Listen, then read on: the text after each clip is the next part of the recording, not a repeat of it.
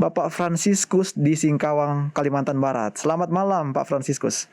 Pertanyaannya, kami mau bertanya tentang ibadah secara online. Kalau dihubungkan dengan perintah Tuhan, itu sesuai atau tidak? Seperti percakapan Tuhan Yesus dengan perempuan Samaria. Dengan jawaban Yesus, akan datang waktunya orang beribadah bukan di gunung atau di Yerusalem, tetapi di dalam roh dan kebenaran. Silakan Pak Pendeta. Terima kasih untuk pertanyaan kedua ini, karena ini kan hostnya Hope Channel. Kaitan dengan Betul. Secara online, bagaimana pendapat Stephen dan Lando? Iya Pendeta, jadi kita ini kan jadi provider lah istilahnya, provider ibadah.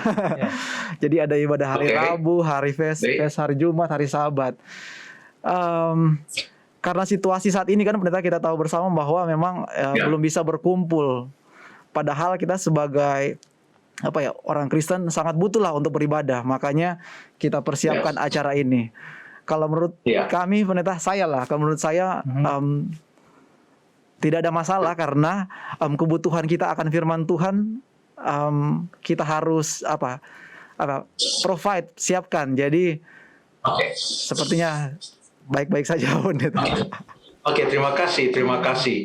Jadi pertanyaan tadi kan menghubungkan ibadah secara online dengan pernyataan Tuhan Yesus, itu dalam Injil Yohanes pasal yang keempat, bahwa akan datang waktunya orang beribadah bukan di gunung atau di Yerusalem, tetapi di dalam roh dan kebenaran. Apakah ayat ini bisa ditafsirkan akan datang waktunya orang tidak lagi beribadah di gedung gereja A, di gedung gereja B, tapi beribadah secara online? Apakah ayat itu bisa ditafsirkan seperti itu? Mungkin kurang lebih demikian maksud daripada pertanyaan Bapak Fransiskus di Singkawang. Mari kita buka Alkitab kita dalam Yohanes pasal yang keempat. Kita akan coba baca ayat 21 sampai ayat 24. Sebelum kita baca ini ayat, penting pada waktu kita mempelajari Alkitab, kita harus memahami dulu ayat ini ditulis dalam konteks cerita apa. Apa yang sedang terjadi, mengapa Tuhan Yesus menyampaikan kata-kata ini, dan kepada siapa dia sedang berbicara, dan siapa latar belakang orang tersebut, dan lain sebagainya.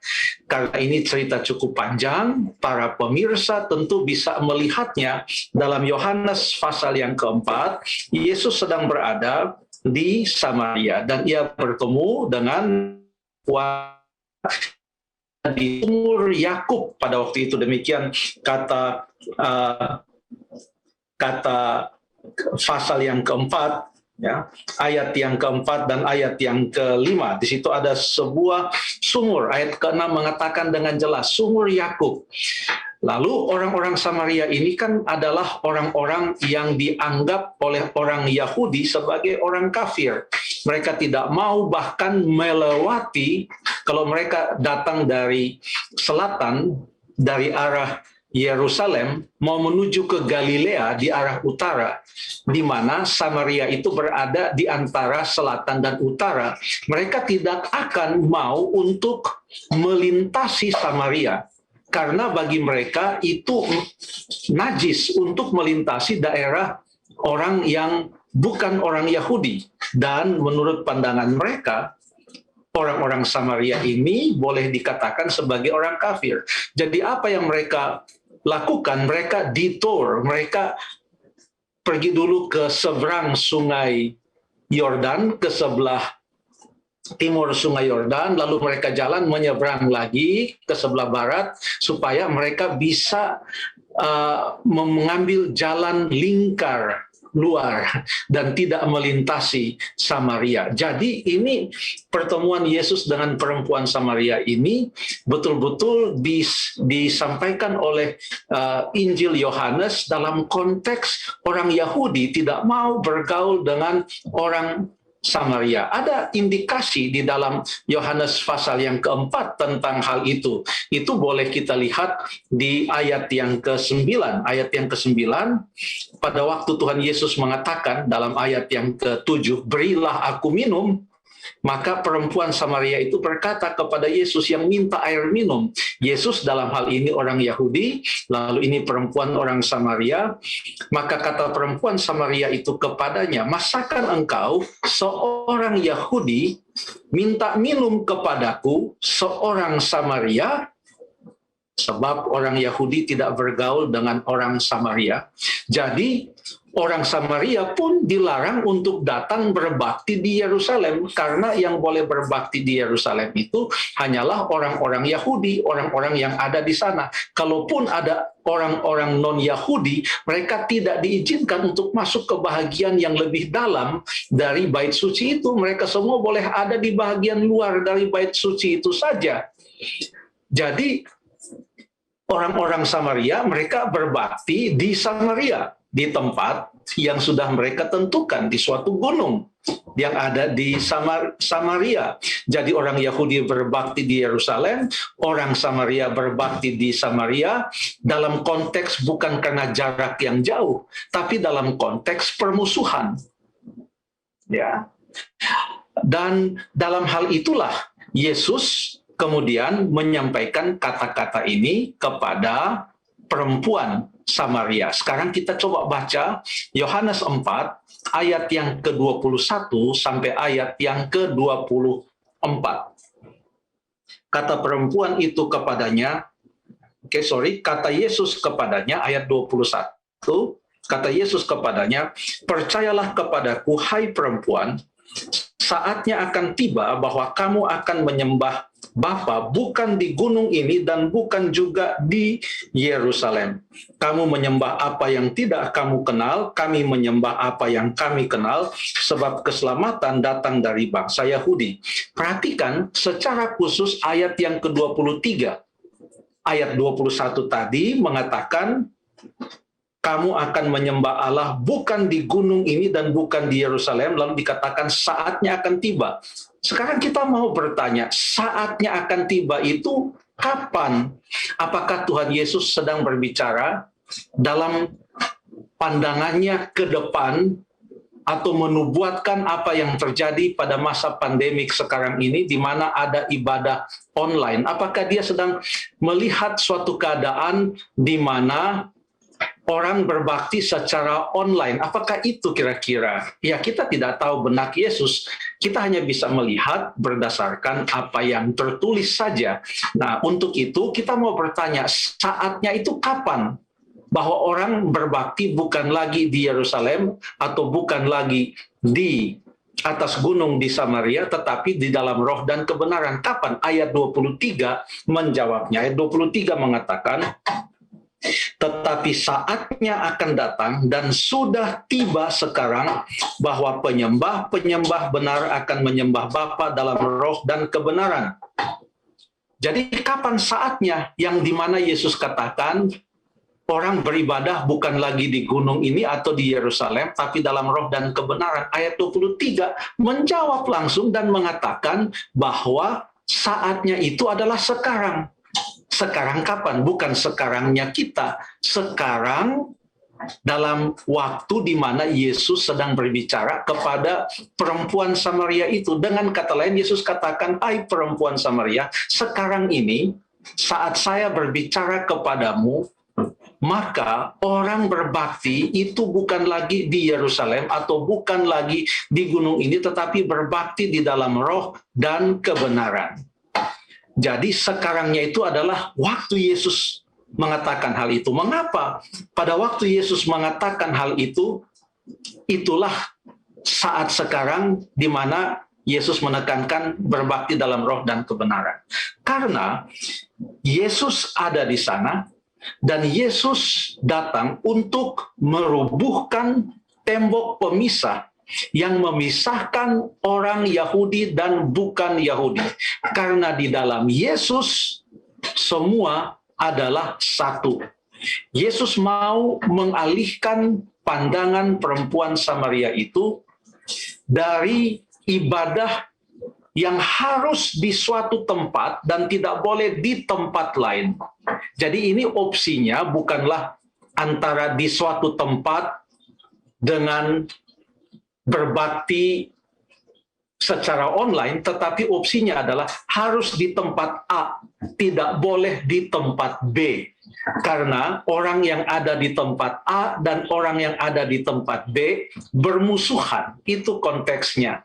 Jadi Yesus katakan, dengan kata lain, kalau orang sudah berbakti di dalam roh dan kebenaran, dia mau berbakti dimanapun saja, tidak menjadi masalah. Kalaupun dia berbakti di kota A, tidak menjadi masalah, atau berbakti di kota B, di negara A atau negara D, di provinsi C atau provinsi F, dan lain sebagainya, tidak menjadi masalah. Mengapa? Oleh karena semua yang ada di dalam Yesus itu adalah satu, dan Yesus katakan saatnya akan tiba kepada perempuan itu, dan saatnya sekarang. Saya ada di sini, saya datang untuk membawa suatu penyatuan antara orang yang Yahudi maupun bukan Yahudi, supaya semua yang berada di dalam Kristus adalah satu. Dan itulah juga pekabaran yang disampaikan oleh para rasul. Salah satu buktinya adalah yang terdapat dalam Galatia pasal yang ketiga ayat yang ke-28, di mana Alkitab berkata, dan dalam hal ini tidak ada orang Yahudi atau orang Yunani, tidak ada hamba dan orang merdeka, tidak ada laki-laki dan atau perempuan, karena kamu semua adalah satu di dalam Kristus Yesus. Siapa itu yang satu di dalam Kristus Yesus? Ayat 27, karena kamu semua yang dibaptis dalam Kristus telah mengenakan Kristus. Jadi ayat itu sekali lagi mengartikan kepada kita bahwa di dalam Tuhan Yesus Kristus, kalau kita percaya kepada Yesus Kristus, tidak boleh ada perpecahan, atau tidak boleh ada orang yang mengatakan kami lebih baik daripada kalian. Ya, kita mau berbakti di tempat dimanapun saja, asal kita betul-betul menyembah Kristus di dalam roh dan kebenaran. Ayat ini juga sungguh bagus sekali. Menyembah bukan hanya di dalam roh, di mana kita mengatakan saya dikuasai oleh Roh Kudus, tapi kita menyembah juga di dalam kebenaran. Artinya apa? Di dalam penyembahan kepada Kristus, di situ juga harus ditekankan tentang kebenaran. Siapa itu kebenaran? Tuhan Yesus katakan, akulah jalan dan kebenaran dan hidup. Bagaimana Tuhan Yesus menyatakan kebenaran? Oleh kehidupannya, oleh pengajarannya. Bahkan pada waktu ia mau naik ke sorga, dia mengatakan, aku akan minta kepada Bapa untuk mengutus roh kebenaran, yaitu Roh Kudus. Dialah yang akan menuntun engkau kepada seluruh kebenaran. Dan apakah kebenaran itu? Kebenaran Kristus itu dinyatakan di dalam firman-Nya. Artinya mereka yang menyembah Allah di dalam roh dan kebenaran. Mereka adalah orang-orang yang menyembah Allah dengan dipenuhi oleh Roh Kudus yang menuntun mereka. Dan kalau Roh Kudus yang menuntun mereka, maka mereka yang menyembah Allah di dalam roh dan kebenaran adalah juga orang-orang yang menjunjung tinggi firman Tuhan, yang mengikuti akan kebenaran firman Tuhan, karena firman Tuhan ini juga diilhami oleh Roh Kudus. Jika itu sudah terjadi, di mana kita berbakti dan meninggikan kebenaran. Walaupun saya masuk di dalam satu jemaat yang ada di Jakarta pada suatu hari perbaktian, saya adalah seorang Advent.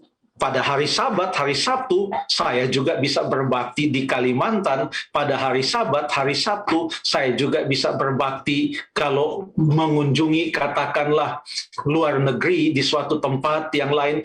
Pada hari Sabat, hari Sabtu, dimanapun saja, sejauh kita berbakti di dalam roh dan kebenaran. Itulah yang Yesus maksudkan di dalam apa yang ia katakan kepada perempuan Samaria tersebut.